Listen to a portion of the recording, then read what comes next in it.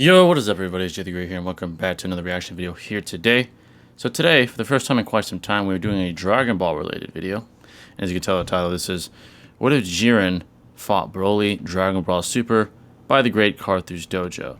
So folks, Jiren and Broly are both held in extremely high regard, not only in the Dragon Ball verse, but in the Dragon Ball fandom as well. Right? Jiren, during the Tournament of Power arc, seemed like this immovable object to a hyper-literal extent, with nobody being really able to combat against him until, of course, Goku sort of found himself and his convictions again and reached the form of Ultra Instinct, right? That's where he was able to finally give Jiren somewhat of a challenge, right? So Jiren is seen as this extremely powerful individual. It's implied that he's even more powerful than Gods of Destruction and that he's in that literal God level tier. Right, that's where Jiren's held, right, in this very high esteem. Now we have Broly, right? He is the literal legendary Super Saiyan, who has this sort of Hulk type ability where the more rageful he gets, the more powerful he becomes, and seemingly, it seems that his latent potential is infinite. Right, he was able to go to planet Earth, right, with subpar training from his father, and surpass even Super Saiyan Blue Goku. That's how powerful this individual is, right? That's just a new naive Broly. So imagine what he could do if he began to train and hone and refine his skills, right? Which he's currently doing in the Dragon Ball Super narrative. It seems, at least it's implied. He's been with Whis and Vegeta and Goku, and he's been training seemingly. So naturally, we compare these two people, right? Broly's even stated in the Broly movie that he can possibly even be stronger than Beerus at his best, right? And Beerus is implied to be the strongest God of Destruction in the entire multiverse, right? So that's very high praise for Broly, right? So of course we're going to compare these individuals that are in the rare air of gods, both of them, right? Or have the potential to do so at least. So I'm very intrigued to see what Carthu'S says about this one, how he approaches it, and how he thinks this fight would go. But before we begin, anyways, really appreciate that like button, turn on bell notifications to stay updated with yours truly. And if you enjoy, man, you mess with the kid, make sure to hit that sub button, because once you do, you become part of the family forever. Let's not waste any more time screen. Let's see what Carthu'S says today. A lot of times, the Dragon Ball what ifs I make are centered around answering questions about Dragon Ball while also presenting an interesting narrative.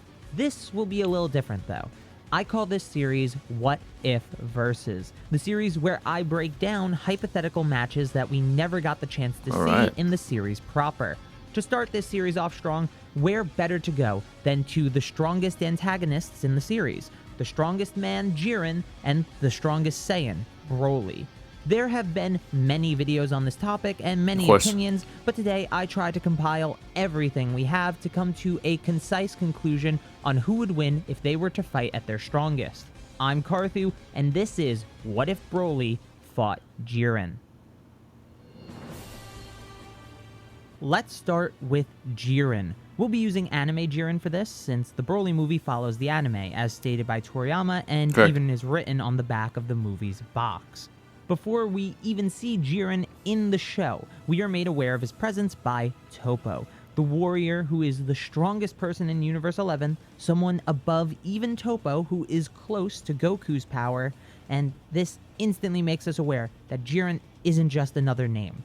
He's actually the real deal. Correct. Later, in Dragon Ball Super Episode 93, Whis refers to the rumor of a mortal who surpassed their universe's God of Destruction, and that God of Destruction is even stronger than Beerus.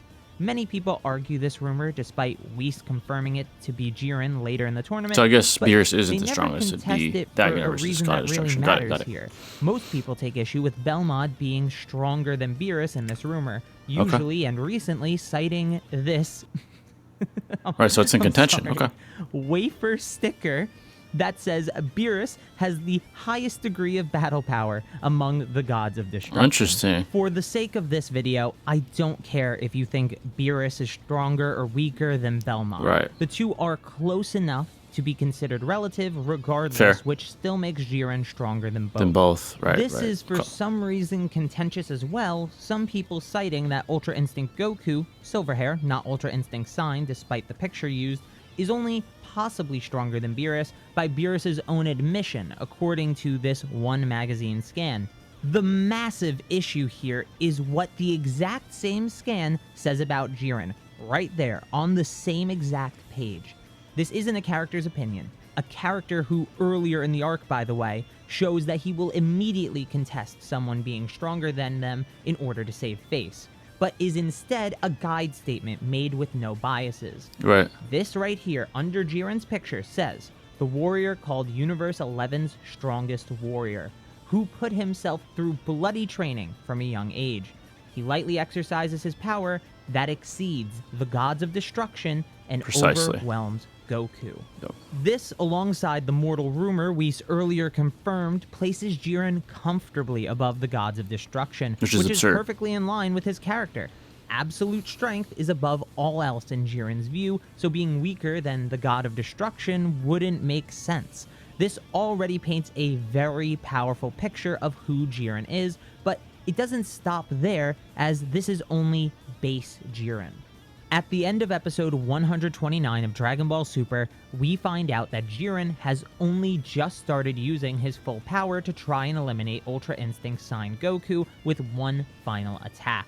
This power is what surpasses the gods of destruction, and it is easily swept away by Ultra Instinct Goku. This same Goku then goes on to push Jiren and his ideals to the point that he unleashes his hidden power, something fans call Awakened Jiren. The characters on the sidelines add how Jiren's power has increased dramatically, so we have a clear picture of how strong he's gotten. Statements aren't everything, though. Jiren goes on to fight with and overpower Ultra Instinct Goku, the same Goku that earlier scans said probably surpassed Beerus, if you're not being generous, that is, or the same Goku who beat a Jiren that surpasses all the gods by lightly exercising his power, again from that earlier scan.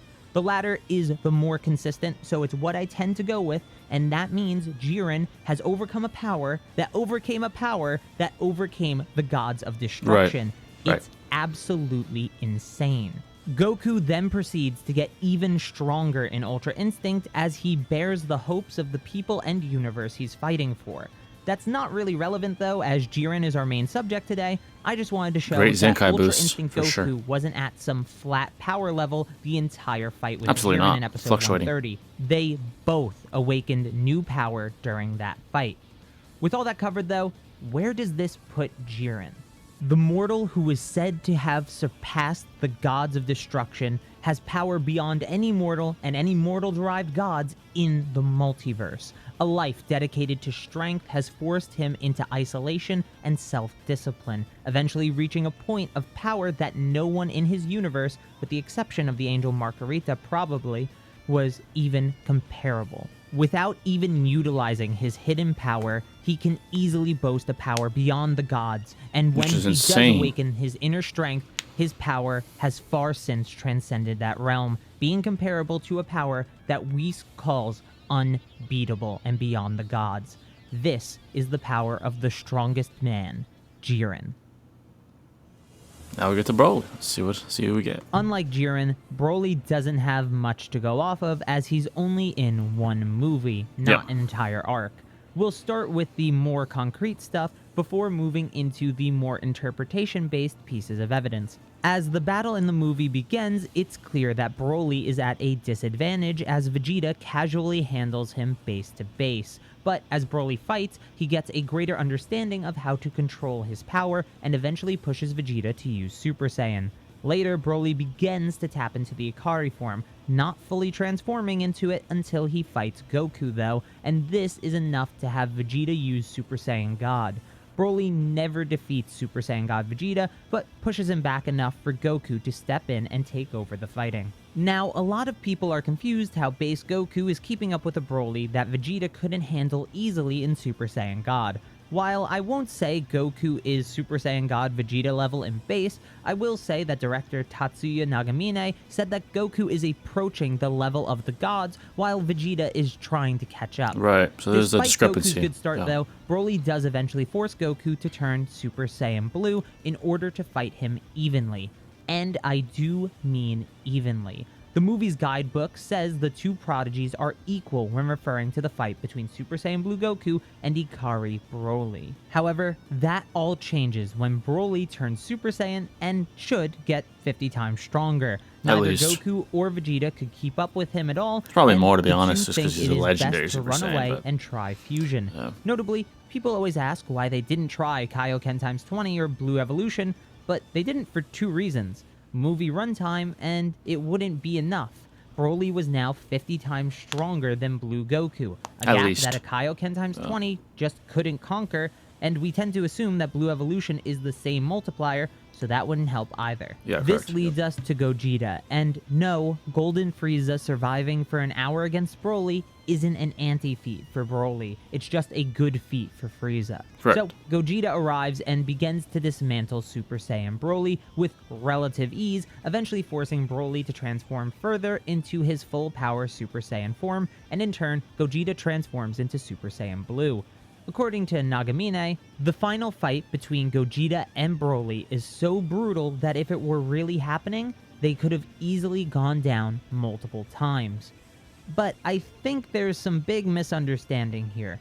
Nagamine is talking about how this fight storyboards adapt the script, Right. citing that the script wouldn't have good catharsis if the fight wasn't directed to seem more close, even if it actually isn't that close at all. Got it. In this case, Like a I retcon. ask anyone to watch the movie again and tell me after the moment Gogeta turns Super Saiyan Blue, do you think that there's a scene that implies he could have lost to Broly?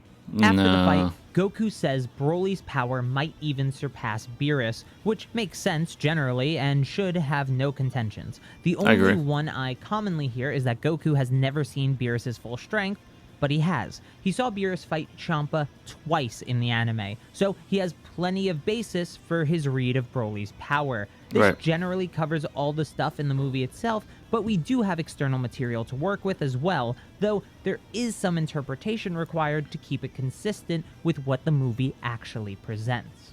There was a string of trailers that say this battle is a battle of the strongest versus strongest. But there's only one way to really interpret that to have it make sense. Gogeta and Broly are the strongest mortals in Universe 7, possibly stronger than anyone in Universe 7 that isn't Whis. Of course. But that's all you That's can take obvious. away from that. Broly can't only be possibly stronger than Beerus, but still be stronger than Whis, right? Also, why refer to anyone not there? It's just a strange argument to make, especially considering that promo material exists in order to hype the movie up, rather than existing to add nuance and detail to the story. Some Right. magazines even call Broly the strongest Saiyan, which, base to base, I guess would be true after the power-ups and control he garnered while fighting Goku and Vegeta, right? It's just, again, promo material jargon to make us more hyped for the movie. Right, of Finally, course. and this is the most contentious, Broly is called the strongest enemy. People use this to hype up Broly being stronger than Jiren, but I'm not sure why. For one, it's the editorial office of Psycho Jump saying this, an editorial being an opinion piece in any print media. And then, on the Interesting. same page, it says that Broly might have destructive power beyond the gods of destruction, which doesn't follow being stronger than Jiren, as Jiren, I've right, already right. established. It's a good point. This actually leads to a tangential point, but the enemies of the current arc aren't always stronger than the previous enemies. Take someone like Zamasu, who, when not immortal, shouldn't be at all comparable to Hit, right? If you don't think that holds up, let me ask you, is Golden Frieza stronger than Beerus? Finally, from a Broly movie interview, we learned that the next movie villain might even be weaker than Broly. So each antagonist being stronger than the last isn't some golden rule of modern Dragon Ball. It's just Yeah, it's something that not happens a sometimes. That's consistently pretty much everything 100%. Broly, so who wins Case, should be right? obvious It's at not. this point, I agree. but let's go over Broly.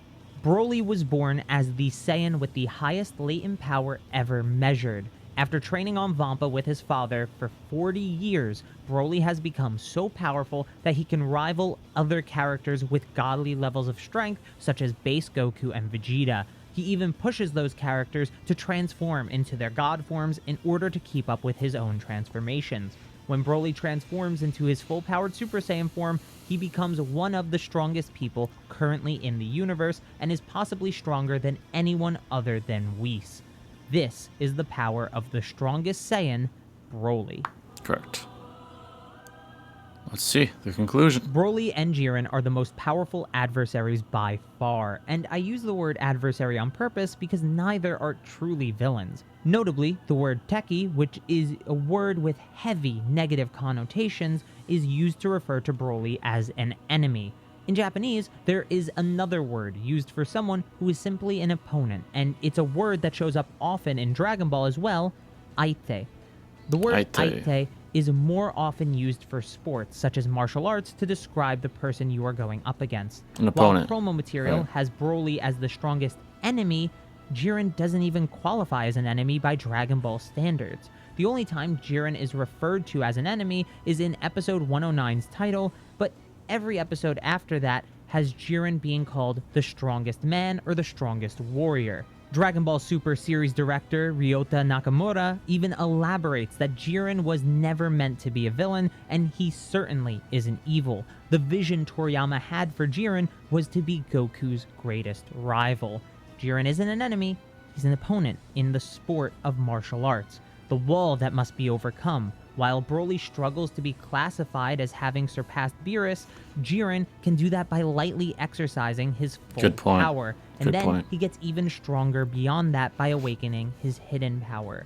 The only way I can see an argument for Broly being stronger working is by having Goku overestimate Beerus and having Broly be the strongest Saiyan by having... I'll get my thoughts on that after this. I have another take on it. Now, I'll get my thoughts after. Critically here for a second, outside of the fact promo material is extremely inconsistent and often BS, why wouldn't they call Broly the strongest Saiyan in history? Calling him the strongest Saiyan would just mean currently, which is a perfectly reasonable and consistent interpretation.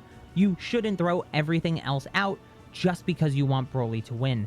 Until he returns to the series and inevitably gets control of his power and gets stronger after doing so, something even Frieza says will make him the strongest combatant, I can't justify giving it to Broly. Jiren wins for now. And thank you so very much for watching. Great video indeed. Alright folks, there you guys have it. I definitely want to give my take on this. Great video, again, by the way, by Carthu. Very good logic, very good extrapolations of the canonical literature. So, it's definitely debatable as far as who would win. Carthu made a very good case for Jiren.